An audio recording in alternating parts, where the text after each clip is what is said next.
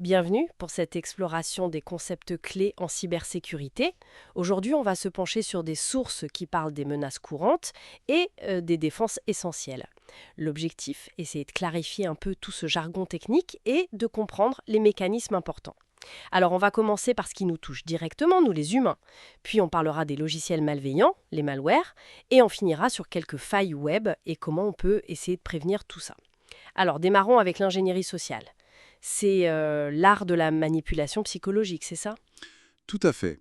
C'est vraiment ça. L'idée, c'est de tromper la vigilance de quelqu'un pour lui faire faire une action dangereuse. Comme cliquer sur un lien, donner un mot de passe. Exactement. Ou même laisser entrer quelqu'un dans une zone sécurisée. Ça joue sur la confiance, l'urgence, parfois la peur, ou même l'appât du gain. Au final, l'humain est souvent la première cible, la porte d'entrée. Et la forme la plus répandue, c'est le phishing, l'hameçonnage, j'imagine. Ouais. Ah oui, le grand classique. Typiquement un email, ou maintenant même un SMS, qui imite une banque, un service en ligne connu. Pour voler des identifiants, des données perso. C'est ça? Ou des coordonnées bancaires. Le réflexe simple, mais vraiment vital, toujours vérifier l'adresse réelle de l'expéditeur, pas juste le nom affiché. D'accord. C'est un détail qui peut tout changer. Absolument. Donc, une fois qu'on a contourné la vigilance humaine, l'étape d'après, c'est souvent l'installation d'un malware. Et là, on entend souvent parler de virus et de vers. Quelle est la différence fondamentale entre les deux? Alors, la différence clé, c'est vraiment l'autonomie. L'autonomie. Oui, un ver, comme le fameux WannaCry qui a fait tant de bruit, Ah oui, je m'en souviens. il peut se répliquer et se propager sur les réseaux tout seul, sans aucune action de l'utilisateur. Il exploite des failles. D'accord, il n'a besoin de personne. Exactement. Alors qu'un virus, lui, il a besoin d'une action. Il faut qu'on l'aide un peu. C'est un peu ça, oui. Ouvrir une pièce jointe, infecter, exécuter un fichier téléchargé. C'est vraiment cette capacité d'autopropagation qui rend les vers particulièrement dangereux pour une diffusion rapide. Hmm, je vois. Et dans cette famille des malwares, il y a aussi le ransomware, le rançongiciel.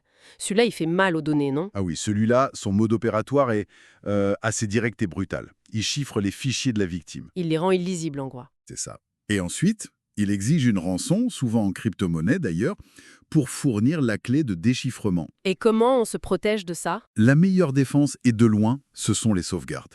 Régulières, bien sûr, et surtout, cruciales. Gardées hors ligne, déconnectées du réseau principal. Sinon, elles risquent d'être chiffrées elles aussi. Logique.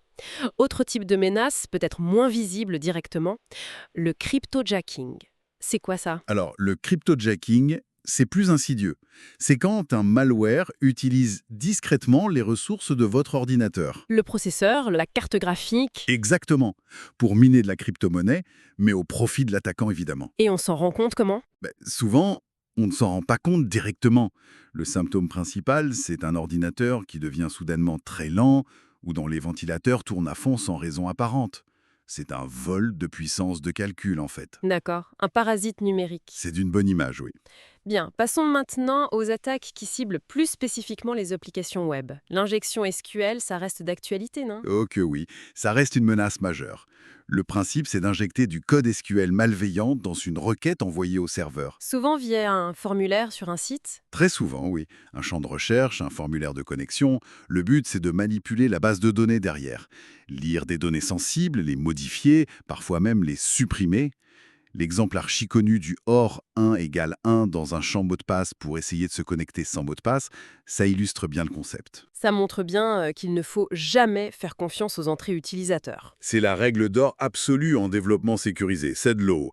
Il faut systématiquement valider, nettoyer ce qui arrive de l'extérieur et utiliser des techniques comme les requêtes préparées, qui séparent les instructions SQL des données. C'est crucial.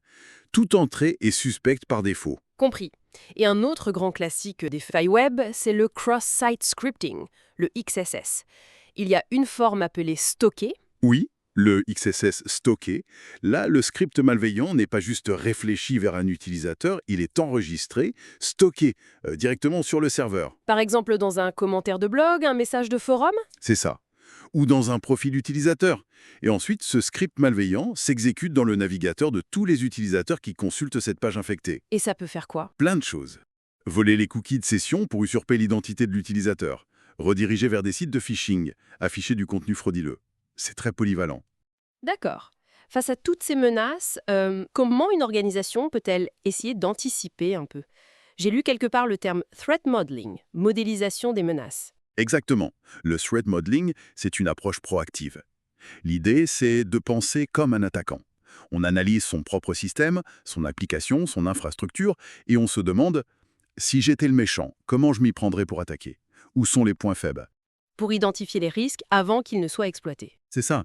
Ça permet d'identifier les vulnérabilités potentielles, de les prioriser, on ne peut pas tout corriger en même temps, et de réduire ce qu'on appelle la surface d'attaque.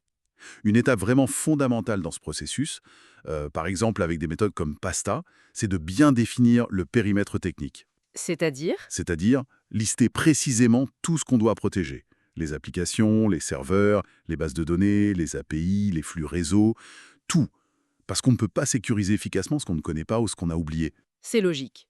Donc, si on essaye de résumer un peu tout ça, on a vu l'importance de l'humain avec l'ingénierie sociale, le phishing, La psychologie de l'attaque, c'est ça.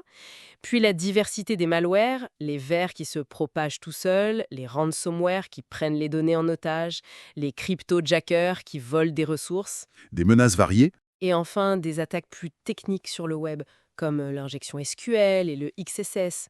Et pour se défendre, vigilance humaine, sauvegarde régulière et déconnectée, bien sûr, des pratiques de développement sécurisé et cette approche proactive de modélisation des menaces. et ce qu'il faut vraiment retenir, je pense, c'est que tout ça est souvent lié. Ah oui, Oui, une attaque complexe peut très bien commencer par un email de phishing bien ciblé, l'humain, pour inciter la victime à cliquer sur un lien qui installe un ransomware, le malware, lequel exploite une vulnérabilité non corrigée sur le système. la faille technique. Exactement. La sécurité, c'est vraiment une chaîne. Si un seul maillon cède, Tout peut s'effondrer. C'est une bonne image. Alors, pour finir, une petite question pour susciter la réflexion. On a vu que la prévention combine des mesures techniques, comme corriger le code, filtrer les entrées, et des mesures humaines, la sensibilisation, la vigilance.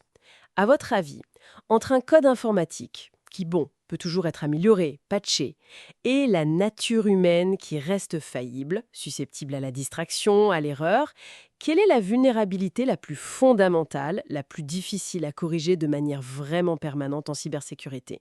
Le code ou l'humain?